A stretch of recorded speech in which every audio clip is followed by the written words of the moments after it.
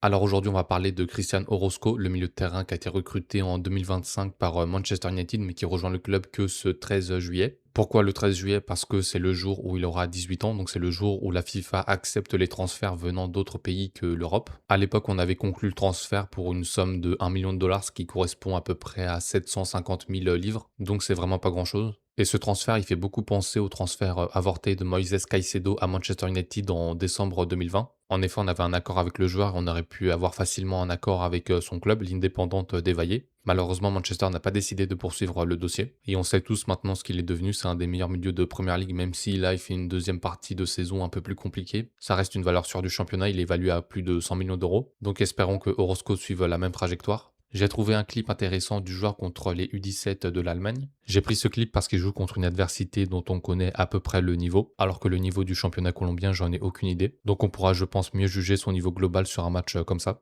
Ici, on a sa première intervention défensive du match, donc c'est le joueur qui est juste ici. On est dans une phase de contre-attaque de l'Allemagne. On va voir comment il se débrouille. Donc on voit déjà qu'il va beaucoup plus vite que son adversaire. Il réduit la distance et il tacle. Il récupère le ballon sans la mettre en touche et il relance proprement. Ce qui m'impressionne en particulier, c'est sa vitesse. Là, il a au moins 2 mètres de retard. Et pourtant, il le rattrape, mais vraiment à une vitesse.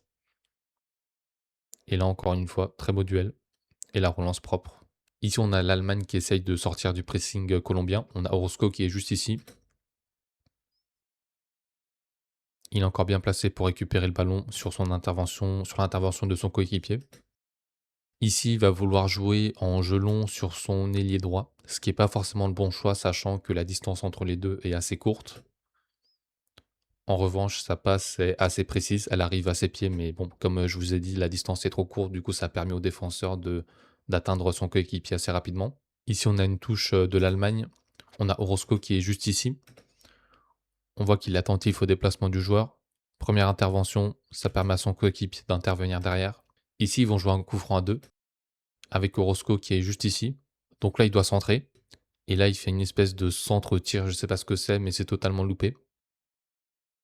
Ici, c'est un des clips les plus intéressants. On a le ballon qui est ici, donc on est sur une contre-attaque allemande. On a Orozco qui est juste ici. Là, on voit que c'est mal embarqué. On voit qu'il a déjà 1 mètre de retard. Et là, la vitesse à laquelle il revient et le tac pied gauche. Ce tac dans cette position, c'est vraiment, vraiment quelque chose de très fort. C'est le genre de tacle que les meilleurs tacleurs font, que Caicedo fait, que Ugarte a fait à un moment donné dans sa carrière. Et ça permet tranquillement à son équipe de récupérer le ballon. Et ce qui m'impressionne encore une fois, c'est sa vitesse de repli. On voit que le joueur allemand, il est complètement surpris. Ici, on a le latéral allemand qui prend des initiatives pour aider son équipe à la relance. Il pousse trop son ballon, ça arrive dans les pieds de Roscoe. Et là, le petit dribble pour éliminer. Et la passe. Un poil trop long, c'est dommage. Ici, on voit bien sa position en tant que relance. On voit que c'est vraiment un milieu point de basse. Il va trouver dans un premier temps son coéquipier ici, en 1-2. Et là, la passe dans l'intervalle des deux pour trouver son latéral. Très bien joué.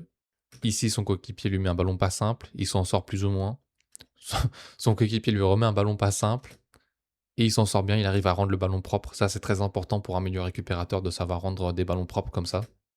Là, on est dans une phase de contre-attaque. Donc, la Colombie vient de récupérer le ballon. C'est le joueur qui est juste ici, Orozco. On va voir comment il se débrouille. Première prise de balle et la passe qui trouve un coéquipier. Plutôt bien joué. Ici, on a un duel aérien remporté. Ça arrive sur un de ses coéquipiers. Très bien.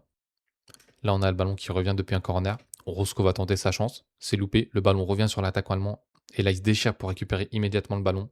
Et il le rend propre encore une fois. Très bien. Ici, on a le défenseur allemand qui va se risquer à faire une relance longue dans l'axe. Et sur le chemin, il trouve Orozco. Et là, le contrôle est un poil long, mais le duel est aérien. Et là, toute la puissance qu'il dégage. On a l'impression que son duel, c'est un peu de la chance, que c'est un compte favorable, mais en fait, il positionne beaucoup mieux son corps que son adversaire. On voit que le duel, c'est un de ses points forts. Ça lui permet d'être en bonne position aux abords de la surface. Malheureusement, là, il va décider de frapper, c'est pas forcément le bon choix. Après, il a quand même une grosse frappe. Le gardien ne peut pas la stopper. Ça me fait penser un peu à Caicedo, qui lui aussi a une grosse frappe, qui met beaucoup de buts d'en dehors de la surface. Ici, on a un corner, donc le ballon va encore lui revenir dessus. Il va encore tenter sa chance. C'est raté, mais on sent qu'il a confiance en sa frappe. Ça part pas trop mal pourtant. Là, encore une fois, en phase de relance, on voit qu'il se positionne entre les deux défenseurs centraux. Ici, il va encore avoir un gros duel. Le joueur allemand essaie de faire une passe un peu cachée. Orozco bien vigilant. Il récupère le ballon. Il utilise son corps, très bonne protection du ballon. La relance, dommage. Il a presque tout bien fait sur cette action. Ici, il est encore en duel avec l'attaquant allemand. Il envoie qu'à l'épaule, il bouge directement. Ça permet à son coéquipier de récupérer. On voit que le duel, c'est vraiment un de ses points forts. Encore une caractéristique similaire à Caicedo. Là, on a encore une phase dangereuse pour la Colombie. On voit que son latéral est en retard sur l'ailier allemand. Et là, on voit la vitesse à laquelle il arrive dessus. Vraiment, en 2 secondes, il le rattrape. Là, attention, il se fait passer une première fois. Mais il revient bien et il intervient. Et permet à son coéquipier de récupérer le ballon. Je remets l'action depuis le début. C'est bien, on voit qu'il a vraiment la grinta, qu'il a vraiment de l'énergie. Là, il se fait passer.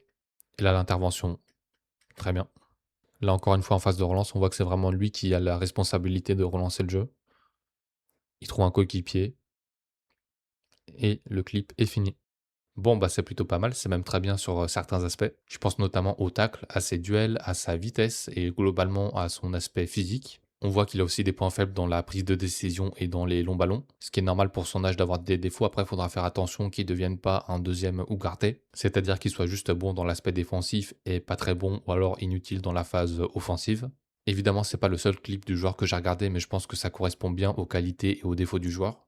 Et donc le joueur va rejoindre le club cet été. Il va faire la pré-saison en Allemagne avec les U21 pour l'instant. Il devrait être intégré un peu de la même façon que Diego Lund, c'est-à-dire qu'il va être avec les U21 et qu'il va faire des entraînements avec l'équipe première pour voir comment il se débrouille. C'est pas la première fois qu'il vient à Manchester, en effet, il était déjà venu l'hiver dernier. Il avait pu notamment rencontrer les U18 et les U21. Il a dit qu'il était vraiment heureux parce qu'ils l'ont très bien traité. Il dit aussi que ça va faciliter son arrivée parce qu'il les connaîtra déjà. Donc effectivement, c'est positif. C'est pas comme Diego Lund qui lui était vraiment arrivé pour la première fois à Manchester le jour de son transfert. Donc voilà pour Christian Orozco.